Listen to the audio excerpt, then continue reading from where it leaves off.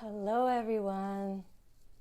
I am so inspired today by myself because of this realization that I had today on my path to love myself and to be self-generating love instead of trying to be a little love vampire and get it from somebody else. And what I want to share today is how important it is as a part of our path to loving ourselves.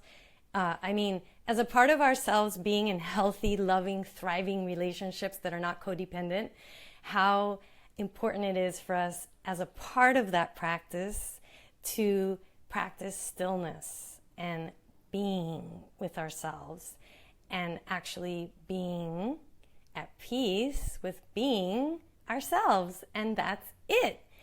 And recently, that's something that I realized for myself is I love to love myself and massage myself. And I love to do these self-loving practices. And I recently, last week, I started to do this exercise because I'm a part of the Ready to Love Again program with Gladys Diaz and Michelle Rosa, which is an amazing program that I'm taking the whole year. And it's called Ready to Love Again because I have been in relationships in the past, and I met someone who's amazing, my ex-boyfriend, and I feel as though I really wasn't able to love him fully, and it was really annoying and frustrating because he's an amazing guy, but I kept pushing him away and creating drama so that he wouldn't get closer to me. And what I got very frustrated, just things that happened. I'm just giving you the cliff notes here because it's Facebook Live. And anyway, what I learned was, and I was frustrated because I'm like, I'm doing the work, I thought I'm doing the spiritual work, right? The deep work. But what I learned was that I was doing more spiritual bypassing and choosing the type of therapy or treatment, approaches that was bypassing my woundedness. So have you ever done anything like that? So God forbid, I actually work with certain people instead that really I needed that type of work, but I was so scared to go to those deeper places in myself that I was avoiding that caused me to not be able to love fully the past relationship that I was in. So basically, I was not able to sustain a healthy relationship with a man who's going to remain anonymous in this video so that I can share this story because I am a conscious woman. I am working on these things, and even I struggle with that because there were some subconscious programs that were not letting me fully love this man. And relationships are the most, I think, quickest ways to get spiritual. Even though a lot of us are running away from being in relationships, the relationship is just a mirror of who I was at that time. And I wasn't liking myself, so I couldn't be in that with that person because it kept scratching the wounded parts. But that's why we got together. And this is what I've come to understand finally, is that any person that you are in a relationship with, I really do feel that that person is just reflecting back all your issues. So be grateful that you're getting triggered, and that is an opportunity for us to go deeper. And trust me, I didn't know that back then, or else I would have done that more. But there was just so much woundedness inside me that I wasn't ready to look at myself that completely. So thank God that I was really upset that I wasn't able to sustain that relationship with that awesome person, which what I realize now is I wasn't able to sustain that awesome relationship with myself in a healthy way because I was way too hard on myself about certain things in the past. And for me, I've been holding on to shame, guilt, judgment. I'm supposed to be better at this because I know better. So it's almost like we're harder on the spiritual people than the people that are not on the path. Don't you feel that way? That sometimes if you're in a relationship with a spiritual person, it's almost like you're more hard on that person because they're on the path, that if you were dating somebody that wasn't doing the yoga or wasn't doing the meditation, you would tolerate more of that crap because they're not as conscious. So imagine two super spiritual, highly evolved energy connected people in a relationship where every little tiny minute sensing of something triggers you. You know, it's like a hypersensitive relationship. Oh my God. But what it was really, I wasn't at peace with my whole self. So this is where I come back to the stillness, how important it is for us if we want to be in a healthy relationship with ourselves, which means that we can attract that with another person, how the practice of stillness, being without doing anything, is a beautiful way of accelerating that happening. And yes, of course, being in a relationship, I feel, is, to me at least, this is what I've experienced. I love to hear what you all think. Like, as opposed to just going in a cave and meditating all day, I happen to believe that when we're in a relationship, that is like the fastest way to get enlightened, because all your shit comes up. And especially having kids, I mean, hello, my daughter is constantly with me, so I get to see whatever it is that I get triggered with, and she can't break up with me, so that's even better, you know. That's why I think they're so healing, our children, because they're with us and they have to be with us. So I have no other choice than to work on those parts of myself. But really, more than just work on those parts, is really to love myself and be more patient with myself and be more accepting of myself in those situations. So I would love to know, anybody out there, do you struggle with being still? Do you make time to just lay in your bed and be with yourself, or sit, if it's sitting in meditation that you like to do, but it has to be stillness. This is the one that I'm curious if anybody wants to share, because for me, I noticed this about myself, and I'm just totally putting myself out there right now, is I like to dance meditation. You know, I love to do my massaging mindfulness meditation. For example, like going to the beach for me, I'm usually doing my beach walk, but rarely do I just sit there and look at the ocean. And that's what I felt today, is this calling to, hi Rochelle, this calling to just go see the sunrise. So I looked it up quickly online, what time is the sun going to rise, and it was like 6:40 a.m. today. So I live in Key Biscayne, and I just crossed the street and I went over there. And as I was walking over there today, I had my inner guides, my spirit, my intuition, my guides, my angels were speaking to me and saying, you know, you're really going to be. This is the message that I got. Like, I'm not going to sit and I had this intention, I want to go see the sunrise, but it was just to go see the sunrise. This is how I felt. Like, I got excited. Like, something woke me up this morning at 6:15 and said, let's go see the sunrise.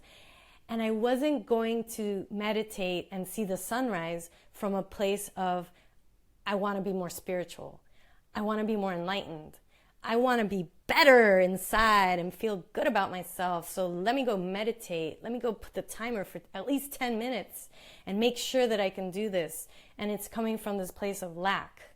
And that's when I had this realization how in the past, I feel like I did these yoga workshops. I have to do that extra certification, and then I'll be enlightened, and then I'll be good enough, and then I'll be closest to my soul connection. And how in the past, I think a lot of my life has been about doing things, going to study with the best teachers, you know, more from a place of, if I'm with the best teacher, then that must mean I'm the best. You know, this part of where it's coming from this place of not feeling good enough. So that's when I started to realize how I'm actually walking today genuinely wishing to just see the sunrise. And I had a curiosity to see if anybody else would be on the ocean too, because usually there's nobody there whenever I go in the morning, and it just blows me away because it's so beautiful, the sunrise, and it's always different every single morning. Anyway, so I had this idea, how fun would it be if we all got on Facebook Live and took a moment to just be still, because it's been something in my whole life I think I've really avoided, being still with myself. And what happens sometimes is when we are still, because we're in the present moment, we start to stimulate the hormone of love, the hormone of connection. And by still, I mean being the witness. When I am the witness of the stillness, I get to connect with my soul. I get to be here right now. So everything that I'm holding from my past, which some of it might be painful, all of it's going to be shown to me when I'm in my stillness. This is why everybody's not running to do Vipassana meditation, okay? Not everybody on the planet is running to go do a stillness retreat, all right? It's not like sold out. But I have a lot of my clients say, I want to meditate and I just don't know how. Can you teach me? And so I begin with the breathing, because your breathing is always going to make you connect to the present moment. Breathing is always happening now. And when you breathe, you're also circulating all the energy through your body. When we don't breathe for hours, we just get hardened and we become rigor mortis, okay? So recently I had an energy healer kind of poo-poo what I was doing because I'm not working with the energy. She was saying, I'm sorry, I just have to share this because it definitely triggered me. And I do work with the energy through the breath and through the body. And I'm not doing Reiki on my clients on purpose, because my clients don't learn anything about themselves when I'm working on them like that. And it's not something that motivates me or inspires me or makes me feel uplifted. What my mission is to teach you how to be your own Reiki master, your own shaman, your own energy healer, your own processor of your energy field and your emotions, because that's really what affects us the most, is the emotional flow. And remember, your emotions are energy in motion. So when you're not flowing your emotions, like depression, anxiety, those two, you're not flowing your emotions. When you are flowing your emotions is when you're in stillness, because you're not thinking, you're not emoting. So whatever has been there is going to come up to the surface. And you're also flowing your emotions when you do the E3 breath that I've created so that we can flow our energy, because our emotions are energy in motion. So your physical body is 99% made of energy. Even though this looks dense, it's not. It's actually just empty space, and it's a lot of protons, neutrons, and electrons that are going like this, depending on how loving you feel in the moment. So I just want to share this because I think some people, we're not in our bodies enough, and the body is actually the doorway in to your soul connection. And this is what I teach people in the Alva method. And I'm grateful that I'm a physical therapist. I'm grateful I took gross anatomy. I'm grateful that I'm a yoga therapist and that I took all these pranayama workshops, because I got to see how we have to embrace both. We are both. Even though the body is only 0.00001% of what we are, the matter, it is just as important. So I encourage everyone to get in a position right now, whether you just want to stand in mountain pose or you want to sit, and we're gonna close our eyes and be with ourselves together. So close your eyes and get in a comfortable position. You can also lay down if you want. My little cord is too long, or else I would be laying down. I don't want the phone to fall, so I'm just gonna sit. And something that I actually recommend people to lay down in the E3 posture, because a lot of us sit most of the day. So if you want to do your meditation with your arms over your head, you can lay in Baddha Konasana. I'm going to put that video that you can all see to get an idea of that, because you can use your breathing, being in stillness now time, as also an opportunity to stretch yourself and extend yourself, because a lot of us don't get a chance to do that because we're in front of the computer or we're driving. Everything seems to be making us do this, where if I want to feel more the energy that I am, I'm going to want to open up and stretch myself, because that makes me more feel the expansiveness that I am, because we're actually not limited just by this. We exist also here. We're an auric field. We have a field of energy that expands like a peacock feather. So you're not just a body. You're this field of energy. You're a luminous body. And let's be with all of that now. Okay, let's get back to the stillness. See how hard it is for me? No, I'm just kidding. I'm just learning here, right? Never done this before on Facebook Live. So I invite you to close your eyes. Let's do this again. And just taking a moment to notice the space where you're sitting on top of. Like, am I sitting on a hard surface? What does it feel like? And just really rooting yourself there, connecting to the earth and feeling the support of Mother Earth.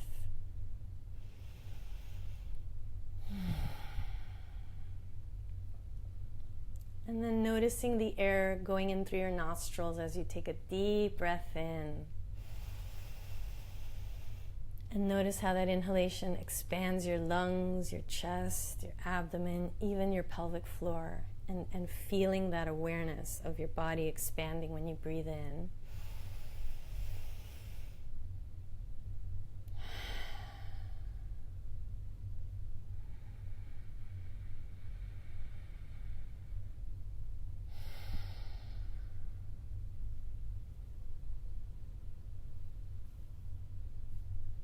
And we're just going to sit for a little bit, okay? And you're going to witness feeling yourself being breathed spontaneously.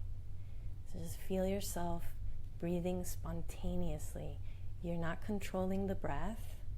All you're in charge of is keeping your body sitting erect, or you can lay down, and you're going to be the witness of your stillness.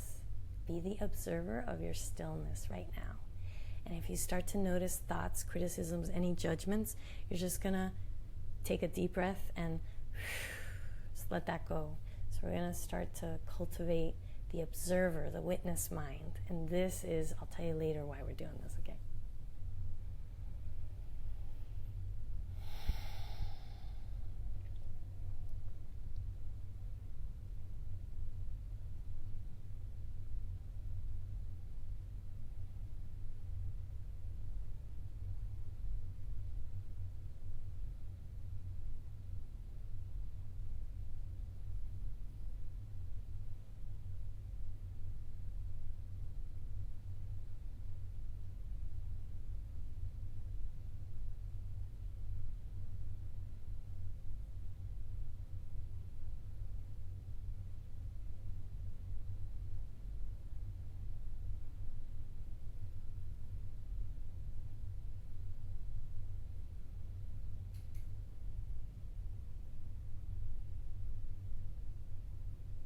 And now you're going to take a really deep breath in and feel your body, noticing how your body feels right now from having been in stillness for a couple of seconds.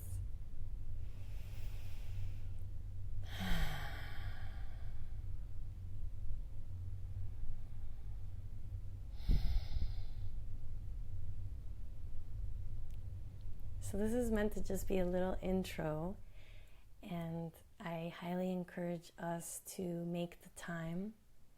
What I tend to do is the minute I wake up and I'm in my bed, I stretch my body out, I go into that E3 posture, and I just feel grateful to be alive and just opening myself to the day. And I ask myself, what do I want to create? What do I wish to create? And go through my intentions of what I want to create. And usually I only have 2 things. That list has gone way down because then I would put too many things on my list and I would get overwhelmed. So my recent spiritual practice or growth for me, evolution, however you want to call it, is to simplify. I am simplifying my life and putting less in my life, more stillness. I swear, I think I look younger now because of this, and I'm enjoying myself more and having more pleasure in being throughout my day.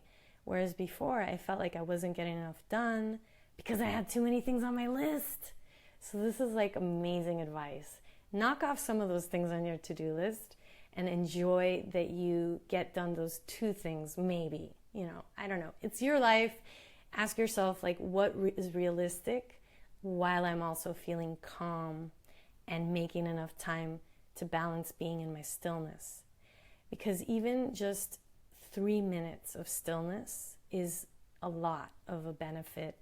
Because as the stillness goes by, I feel like I sink deeper and deeper into this state of peace. And it's a little Control-Alt-Delete in my day. What I tend to do is also when I'm in the bathroom, I sit there and I look up when I'm going to the bathroom. I really do this every time. And I look up and I give thanks to God, and I imagine the heavens are there. And then I feel grateful. And I just choose things to be grateful about.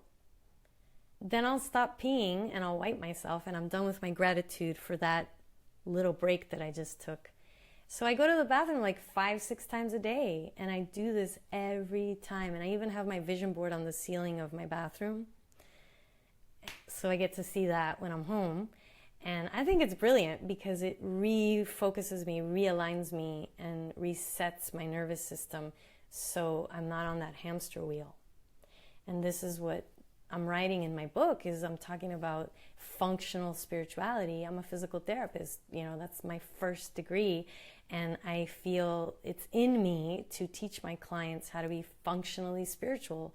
How can I live my life a vibrational being, an energetic vibrational body in a body, a soul in a body that's living, walking both of these planes of existence. And that's what I learned in my shaman training, that we're uniting all the dimensions.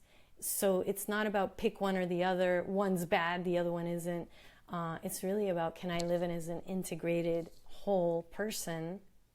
So stillness, being still, is a powerful way to get there quickly. And this is what I think, if you're a person that has to smoke 6 cigarettes a day, or you have to go watch porn, or you have to go masturbate or have sex with somebody, like something that we're doing, an addiction, even it could be reading books about whatever, that you're just distracting. Like for me, I think I would get distracted taking all these courses, learning with my mind what to do. So I think I made myself be addicted to spirituality, spiritual things that I thought were teaching me something, but in reality it was just another way of distracting myself, and all I had to do is sit still. Can you imagine if that's like the number one way for spirituality? We would be like, oh come on, that's too simple. So when I tell people, like, I'm so excited about the E3 breath and it's really simple, they're waiting for the more exciting, complicated technique to get there, because God forbid it's easy. I really think a lot of us are addicted to being complicated. I know, because I feel I'm recovering from this, and it really doesn't have to be. What if it could be really simple to be in that relationship, your ideal relationship? What if it would be really simple to heal something? What if whatever it is that you're going through, it could be really simple if you just make the time to be with yourself and let yourself process all that pain? What if? So reach out to me if you want to go deeper. I've gone to some really deep places, and I have to say I've embraced, as far as humanly possible, all my dark shadow sides and the parts of me that were disowned, the parts of me that I was ashamed of, that I didn't want anybody to know about, because I was not embracing and accepting myself. So I couldn't really be totally myself in any relationship with anyone. And I'm really grateful today to be really nurturing this relationship with myself, and no matter what's happening, to just come to myself in a welcoming, loving place. It's really much more automatic today than it was a year ago, where instead I would be judging myself, criticizing myself, shaming myself, or not even wanting to feel.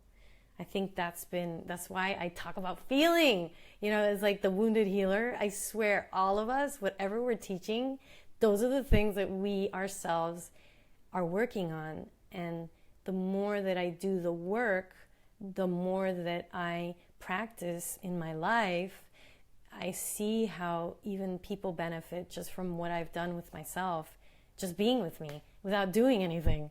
So that's why I'm talking now about not doing, about being. It's so amazing. The things that I teach, that I share, that I inspire, they're shifting because I'm shifting. And it's so true. So now I'm talking about let's do nothing. Let's just be. And may our beingness be our enoughness too. So I'm just really excited to just be myself, it's like, wow, this is great. And I think it's like the most amazing thing. I feel like fireworks are lighting up here in my heart and in my aura. I feel this like effervescence right now, and I'm just really excited because I have had to be officially single the past year and almost, I think it's been since August of last year. September, October, November. Yeah, it's been a year and 3 months, pretty much, that I've been on this quest for really fine-tuning my own self-love and really asking myself, why did this happen to me? Why did I create this situation? What can I learn from it? And how can I grow from it? And what will I do differently? And I just feel I'm really onto something here with the stillness. So I'd love to hear how you all connect to your stillness. What ways do you experience beingness? And is that something that you're learning from your beingness? If that makes sense, because honestly, it's just really making sense to me, especially this week. Like a lot of things have happened that the beingness is so important. And when I was at that Here to Hear concert and they had the stillness before the song went on, they literally created stillness music with no music. And that hit me right there, how silence is so beautiful and important. And I'm really grateful to the Here to Hear amazing musicians. They're amazing.